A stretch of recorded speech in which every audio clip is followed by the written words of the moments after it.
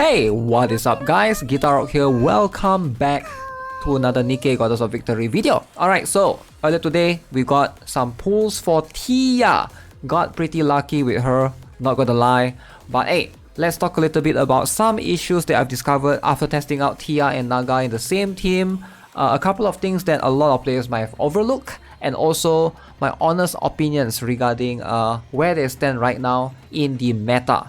So hopefully, let's give you guys a brief explanation on her kit after this. But first things first, the pulls. Tia is finally here. We're gonna pull her, we're gonna test her out, and I'll let you guys know if she's worth it or not. Most likely she is. I mean, obviously paired with Naga, she's gonna be very strong. Let's see if we got anything. First 10 pulls. Pick it. Let's see. Let's see. Is this a one tap? It is a one tap! It's a one tap! It's a one tap! Is it a one tap? The fourth one. Alright, look at this. Missilis! Ooh, Missilis! Let's go! Wow! Hehehe! One tap! One tap every time? What do you mean every time? Alright, so Tia is a burst 1 character, and she doesn't need Naga as much as Naga needs her, because Naga needs her in a way that this particular ability to basically generate shield, Naga needs this from her, or else it will not be able to fully activate Naga's kit. Now she's more restrictive in terms of her burst. As you can see right here, her burst is 40 seconds, right? However, she has an ability that can reduce her cooldown of her own burst skill by 10 seconds, and this stacks 2 times. Alright, this is always going to be something that can reduce her to 20 seconds-ish. This is the more restrictive one. She is going to need to enter burst skill stage 1 again. So that means she needs another burst 1 character to pair her with. So that is going to be sort of an issue, because now you have to think, you know, who else can you bring to basically complement her preferably, right? So this particular ability on the passive, skill 1 is going to basically give her the most out of everything. Whenever recovering covers HP, she's going to boost everybody's attack damage by 23.97%. I do think this is going to be a very huge factor if you're trying to up everybody's damage. And then you can see on skill 2, covers max HP is going to increase, and she also is able to increase recovery of her own covers HP, alright, of the caster's final max HP. So this is always going to allow her to have thicker shield than others. And also she generates shield with some taunt as well on skill 2, right? So that's her overall gist. She's a defender that buffs everybody's attack damage. Now the biggest comparison with Naga and Tia is going to be with Blanc and Noir. So this is going to be like a direct competition right here, as you can see, right? So I have both Tia and Naga right here. I understand that both Naga and Tia shines in bosses, and I'm going to show you guys a little bit of boss for intersection runs later on. But you will see in this particular scenario, the damage is actually pretty decent. It's actually not bad. Alright, I wouldn't say they are a bad character. Now they are actually pretty amazing, if I have to be honest.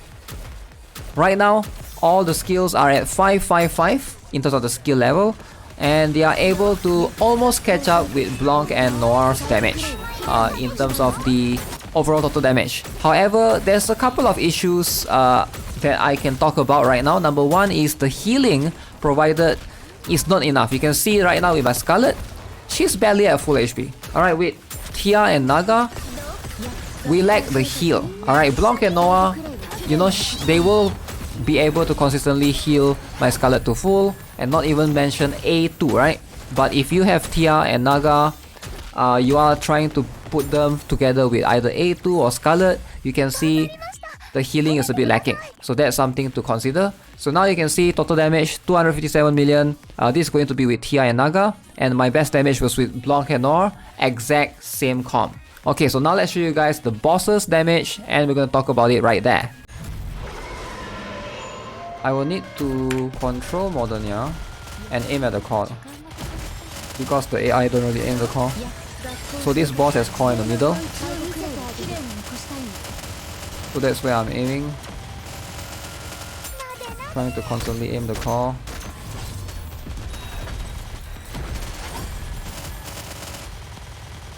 Ignore the bullets. Core hit.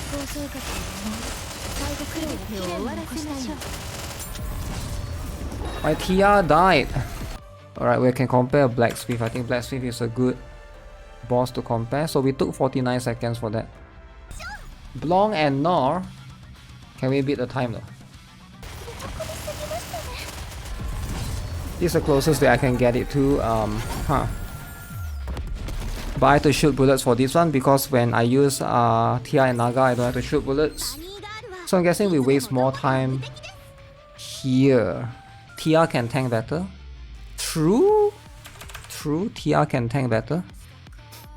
Yeah, it's quite hard to replicate boss fights because number one, you're manualing, so that means of course there's going to be like some error here and there. Like it's hard to get the perfect.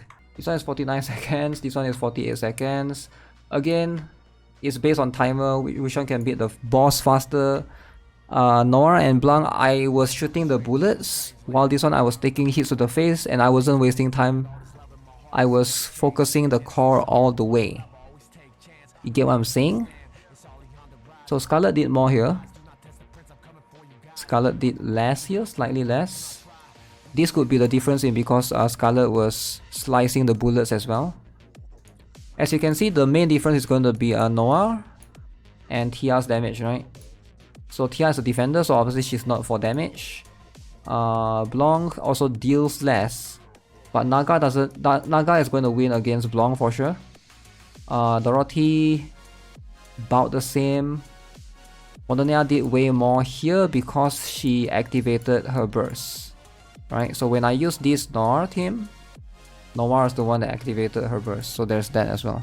Does this mean Tia and Naga is better or worse? I think they are quite on par, right? They are not. They are really close, surprisingly. So it depends on what you ideally need. Like based on my experience fighting Blacksmith, this is just one boss against Blacksmith, right? Obviously, we need to test against multiple other bosses if it's possible. But as you can see, Tia can take hits for sure. We saw that, right? Tia can definitely take hits. She's a defender. As for Noir and Blanc, I don't think they can take hits as much. If there's a way for me to say Tia Naga is worse than Blanc and Noir, I'm going to say flexibility. Like I feel like Tia Naga can fit in less teams than Blanc and Noir. I think Blanc and Noir is just way more flexible. They fit almost everywhere. Like whatever team that you have, probably they can fit Blanc and Noir.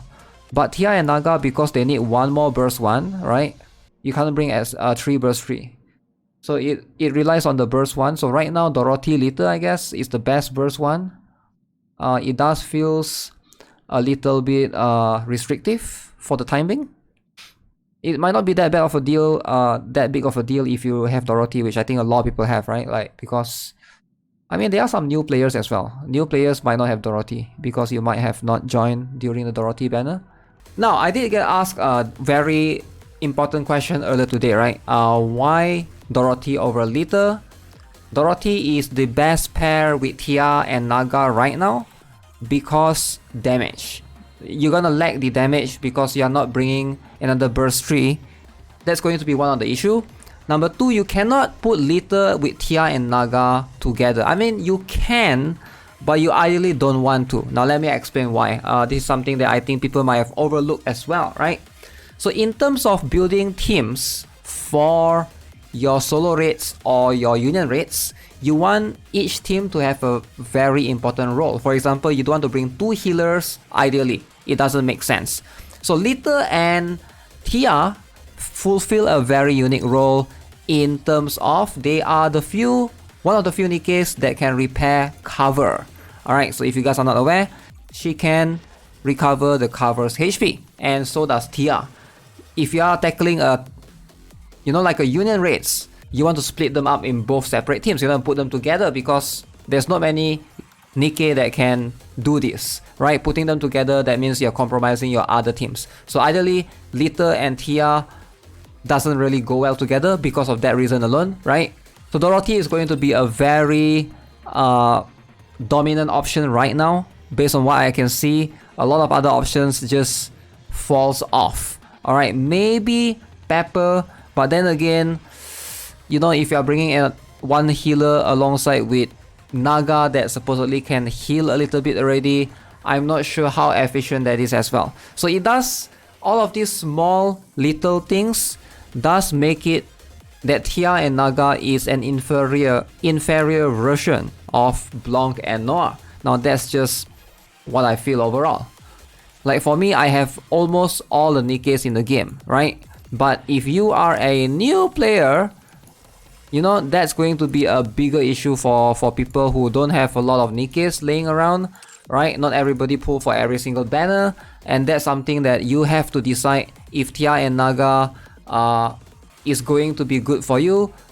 Also, after testing them in PvP, it doesn't seem like they are that strong there either. Now keep in mind, this is all day one testing. As always, I want you guys to take all of this with a grain of salt. I have only so much information for the time being, and we gotta wait for more bosses to arrive to see if we can make a much more thorough comparison. And with that being said, we gotta wait for the solo raids that's happening later today. So that's gonna be it for this video. I feel like my advice, most likely, if you already have Blanc and Noir and you're not looking to make multiple teams, you can consider skipping on Naga and Tia, considering that the anniversary is really close. That's just going to be my perspective, right? So yeah, that's going to be it for this video. Subscribe if you guys haven't already. Give this video a like if you guys enjoyed it. And I'll see you guys in the next one. Have a nice day. Goodbye.